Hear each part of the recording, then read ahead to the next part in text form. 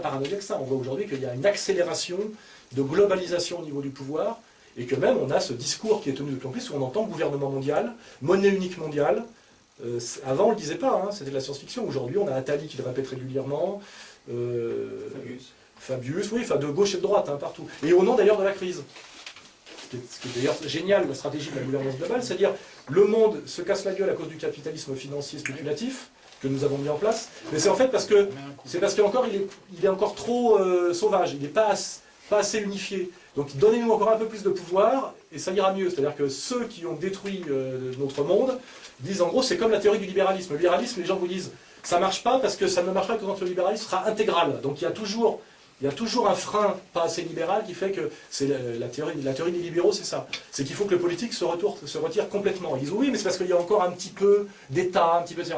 Et quand ça sera totalement intégralement libéral, ça marchera tout seul avec la fameuse main invisible dans la culotte du zouave. Et là, c'est la même chose. Ça va mal, pas parce que nous avons ruiné le monde avec le capitalisme financier spéculatif, voilà. C'est parce que c'était pas encore assez centralisé et unifié. Donc c'est ce qu'on appelle la stratégie du chaos, ou voilà, qui est de prendre encore plus de pouvoir.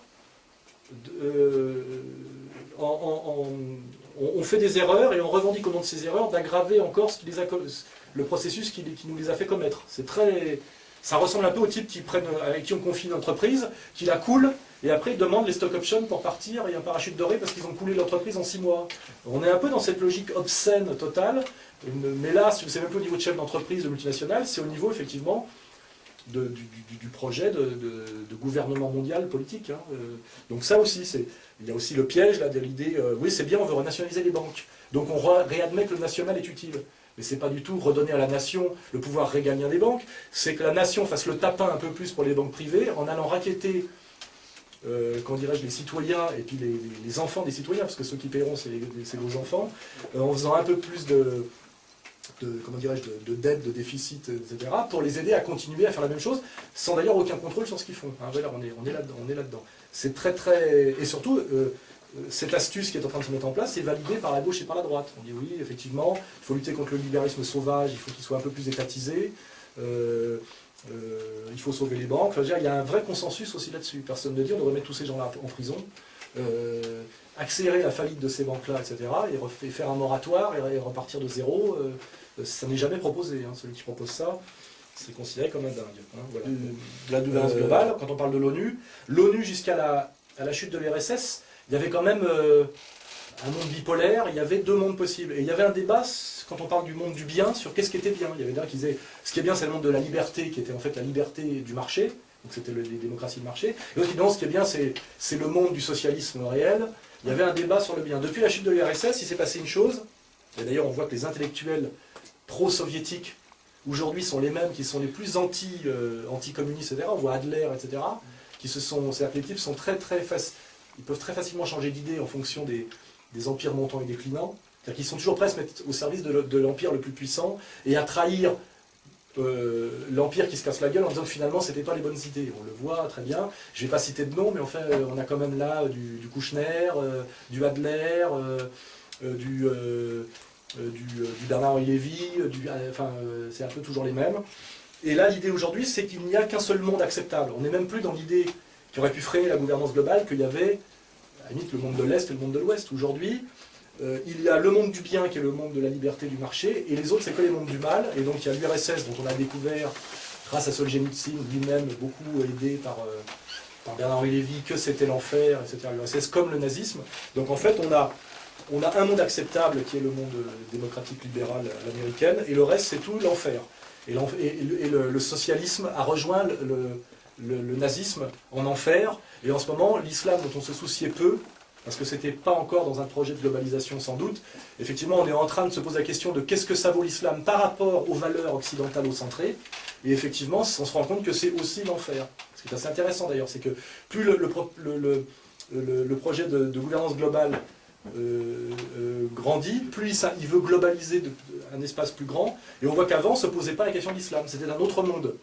Aujourd'hui, l'islam, on sait ce que c'est mal, vous voyez, parce que c'est selon les critères du bien, du marché libre, c'est mal. Donc aujourd'hui, on a ouvertement, on voit que c'est des strates, on a diabolisé le socialisme pour des raisons différentes, mais c'est fait, c'est mal. C'est le goulag, c'est Staline. Là, on est en train de diaboliser l'islam, on sait que c'est mal, c'est Ahmadinejad, c'est le Hamas, etc. Et la question qu'on se pose, c'est dans ce processus de globalisation, qu'est-ce qu'on dira demain des Chinois et des Indiens? Et qu'est-ce qu'ils nous laisseront dire d'ailleurs? Parce que je ne suis pas sûr qu'on ait un jour les moyens de leur imposer notre moralisme éternellement. Mais les musulmans, en tout cas, n'ont pas les moyens tellement de s'y opposer, ça c'est sûr.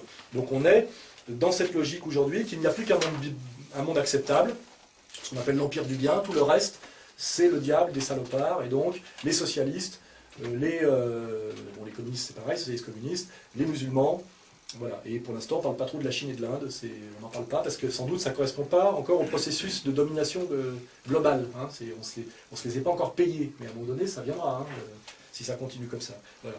Et on a donc une logique, pour ceux qui ont lu Carl Schmitt d'ailleurs, qui n'est pas du tout la logique du monde ancien, où on se battait contre un ennemi, et s'il était vaincu, on le respectait en tant qu'ennemi vaincu.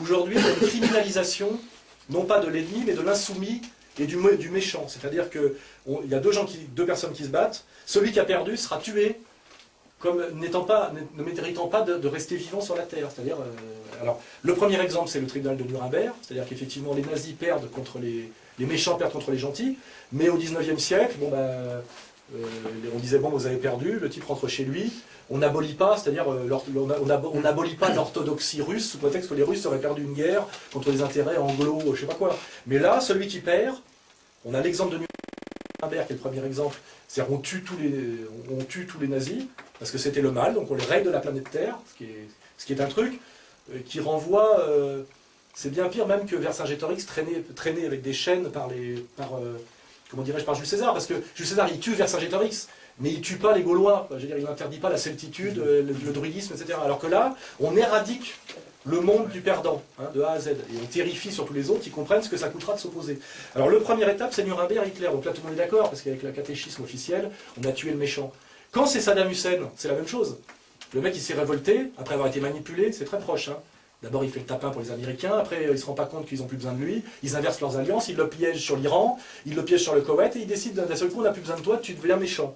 Donc il dit, attendez, ils ont fait pareil avec le Shah d'Iran, enfin on voit d'ailleurs que c'est pas très bon de collaborer avec les gentils. En général, ça finit toujours mal, quand c'est comme signer un pacte avec le diable, hein. On sait que ça finira mal, hein. Voilà.